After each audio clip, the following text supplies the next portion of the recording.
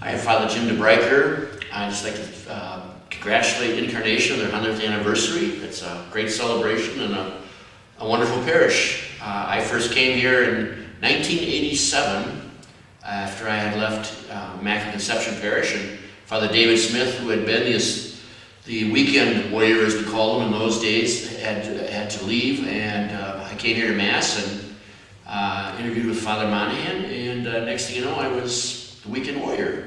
And I was here from 1987 to 1992 when I went to St. Leonard of Port Maurice, just across the freeway.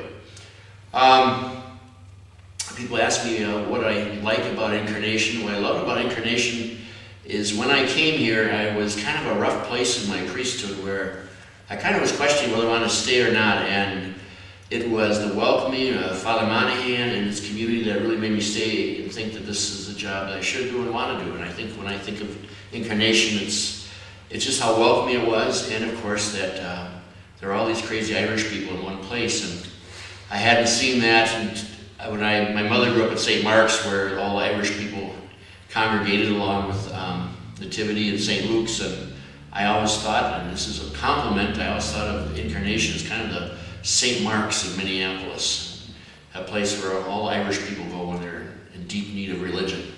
And there were other people too, but that was what struck me as, when you read down a list, you thought you were in southern Dublin. He had his particulars. He didn't want me to butt into the parish business. I was the weekend guy, and keep it at that, and I love to keep it at that because I just like to say Mass and come to celebrations, and so I think we got along pretty well that way.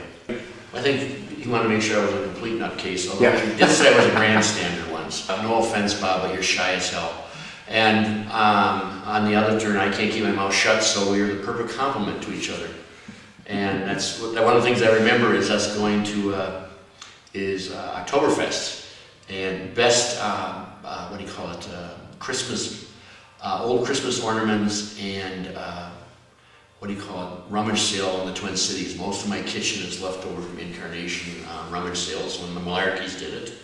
Bless their souls. And Mrs. Malarkey would always save, I shouldn't tell you this, but she'd save some good stuff for me all the time. And she did. And so Bob would say, well, you have a grandstand downstairs there, and kibitz with everybody. Yep, that's what I do, Bob. I kibitz a lot. So that's what we got along. I've been introvert too, but I got over it. I had just started being the chaplain. I started being the chaplain, and I came here 2 months after starting chaplaincy at Hennepin County Medical Center. And so I was chaplain at Hennepin County Medical Center, and also covered Abbott Children's, Sinai, and MMC too, with a couple other priests downtown at night. I always remember that because when I announced from the pulpit that I was a chaplain, as I was leaving that day, shaking hands, an elderly person came up to me and says, so you're a chaplain, what was your problem, booze? So it used to drive my boss crazy at the hospital because that was a general consensus of all denominations that the boozer pastor, the boozer priest went to become a chaplain at the hospital, but that was only one of my problems, but not a big one at that time. That was another thing. People at Incarnation are very shy about asking about your personal life, so it was one of my favorite Incarnation stories is, I forget, Rosemary Doyle was playing, as you know, she for many years was an organist here, involved in all kinds of other organ societies and involved, and I think she passed, a couple of years ago or something like that. But for some reason, I don't know if it was 4th of July or something, she just went nuts on patriotic songs. And we closed with the Battle Hymn of the Republic. And as we was standing out the door shaking hands after Mass, this woman came up to you just intensely angry that we were playing such militaristic music and that we were playing this war-glorifying crap, and walked out. And the next woman came up to her in tears and says, it's so beautiful when we play the old hymns and the things that really praise God. So that's what just every parish has that situation occasionally, but I think if we had a lot of fun in those days. We had Lonnie Murphy, Lady Lonnie Burkhart was the liturgist, and Rosemary Doyle was so much fun as the organist, and it was a fun time to be here. We had still the downstairs Mass and the guitar Mass in the basement. There was still the basement church going on. And so we, Bob and I would, pass that back and forth as to taking turns doing that. Although he very much appreciated if I did the 5 o'clock Mass on Saturday, so I usually did that. That, and I always had the early Mass on Christmas morning, because midnight Mass, they had a big party afterwards, so they didn't go to bed until much later, but I went to that anyways, because it was kind of fun, so. Nobody does Christmas like Incarnation does.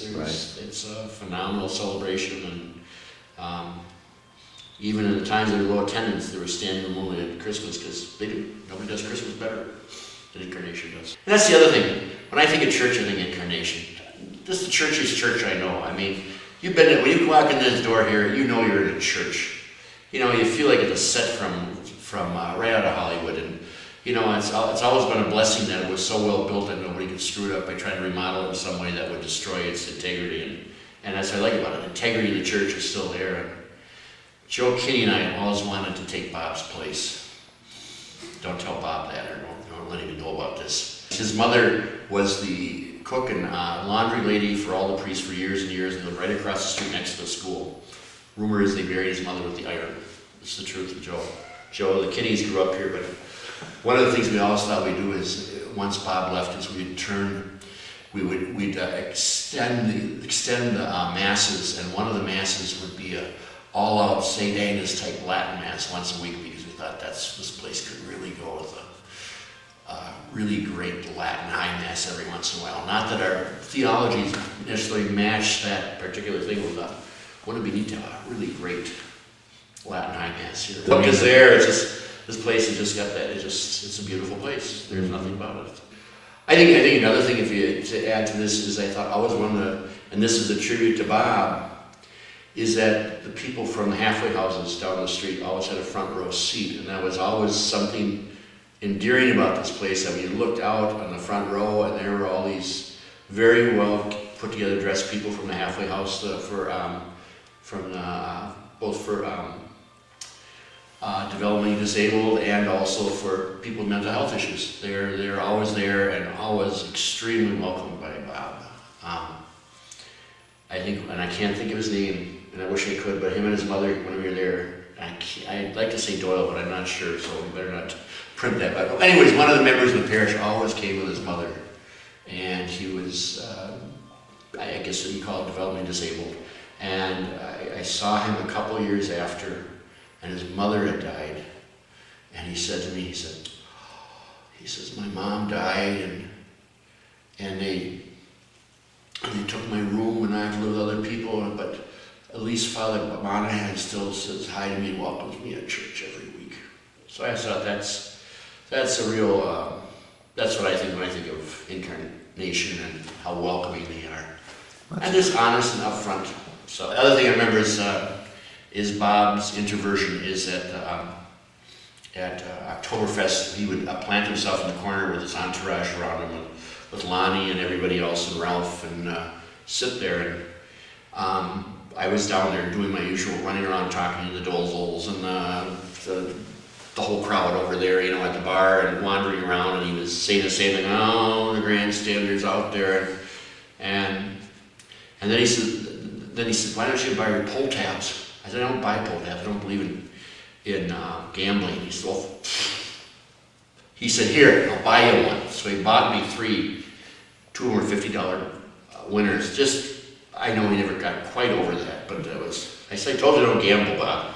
So, but, you know, I'll say this 100,000 times and say it to everyone that he saved me being a priest because of his welcoming, because he said, I realize you're a bad place, relax, no one's going to give you any trouble here, we welcome you, and that has always been how I feel about it. Look it over.